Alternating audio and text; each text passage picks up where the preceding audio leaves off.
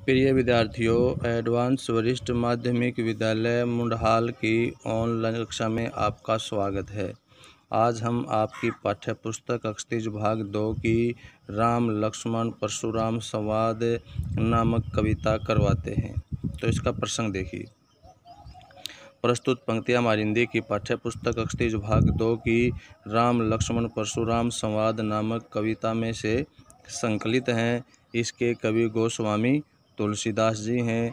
इस पद में कवि ने यह स्पष्ट किया है कि सीता स्वयंवर में श्री राम द्वारा शिव के धनुष को तोड़ा गया और टूटे हुए शिव के धनुष को देखकर परशुराम क्रोधित हो गया।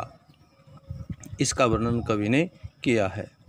सरलार्थ। नाथ शंभु धनु हे स्वामी।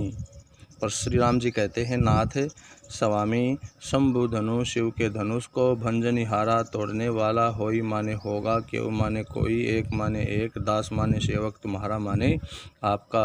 जब परशुराम टूटे हुए शिव धनुष को देखकर क्रोधित होते हैं तो उस समय श्री राम कहते हैं, हे स्वामी, इस शिव के धनुष को तोड़ने वाला कोई आपका ही एक सेवक होगा।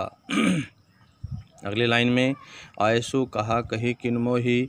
श्री राम जी कहते हैं, आयसु कहा, आपकी, आयसु माने आज्ञा, आपकी क्या आज्ञा है, कहिए, किन मोही, मोही माने मुझे, किन माने क्यों, कहिए माने कहते, आपकी क्या आज्ञा है, मुझे आप क्यों नहीं कहते।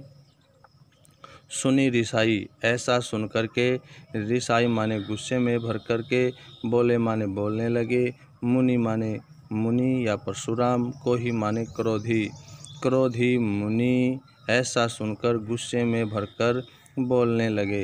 क्या कहते हैं, सेवकु सो जो करे सेवकाई।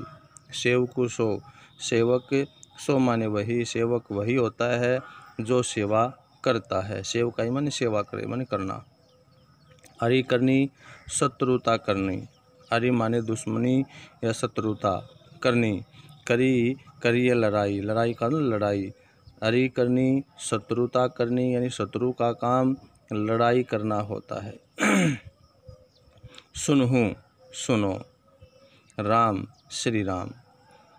परशुराम जी कहते हैं कि हे राम सुनिए, जेहि माने जिसने शिव धनु तोड़ा, से राम जिसने भी शिव के धनुष को तोड़ा है, सहस बाहु हजार भुजाओं वाले, सम माने समान, सो माने वह, रिपु माने दुश्मन, मोरा माने मेरा, वह सहस्त्र बाहु के समान मेरा दुश्मन है। आगे कहता है, सो बिलगाऊ बिहाई समाजा। सो माने वह, बिलगाऊ माने अलग हो जाए, बिहाई माने त्याग कर, समाजा माने समाज को, यानी शिव के धनुष को तोड़ने वाला अगर इस राजा लोगों के समाज में बैठा है तो वही समाज को छोड़कर इससे अलग हो जाए, न तो नहीं तो मारे जही मारे जाएंगे सब राजा, वरना सभी राजा लोग मारे जाएंगे।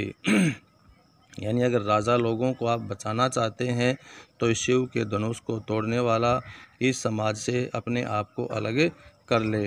अगर अलग नहीं होता है तो मैं इन सभी राजाओं को मार डालूंगा। सुनी मुनि वचन लखन मुस्काने। सुनी माने सुन करके, मुनि वचन मुनि के वचनों को, यहाँ फिर मुनि परशुराम के लिए आता है। लखन मुस्काने, लक्ष्मण जी मुस्कुराने लगे। परशुराम के ऐसे वचनों को सुन करके लक्ष्मण मुस्कुराने लगे, बोलने लगे।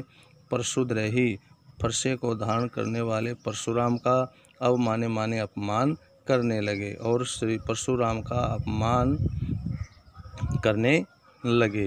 क्या कहा, बहु धनुही तोरी लरिकाई। लक्ष्मण जी कहते हैं, बहु माने बहुत सी, धनुही माने धनुहिया, तोरी माने तोड़ी, लरिकाई माने लड़कपन में या बचपन में। परशुराम से कहते हैं लक्ष्मण जी कि हमने ऐसी धनुहियाँ तो बचपन में बहुत तोड़ी हैं। कभू माने कभी भी, न माने नहीं, असी माने ऐसा, रिस माने क्रोध, किन्नी माने किया, गोसाई माने हे स्वामी। हे स्वामी, उस समय तो आपने कभी इतना क्रोध प्रकट नहीं किया। यही धनु पर ममता के ही हेतु, हेतु माने लिए, के ही माने किस लिए, ममता माने लगाव या प्यार, यही माने इसी, धनु माने धनुष पर।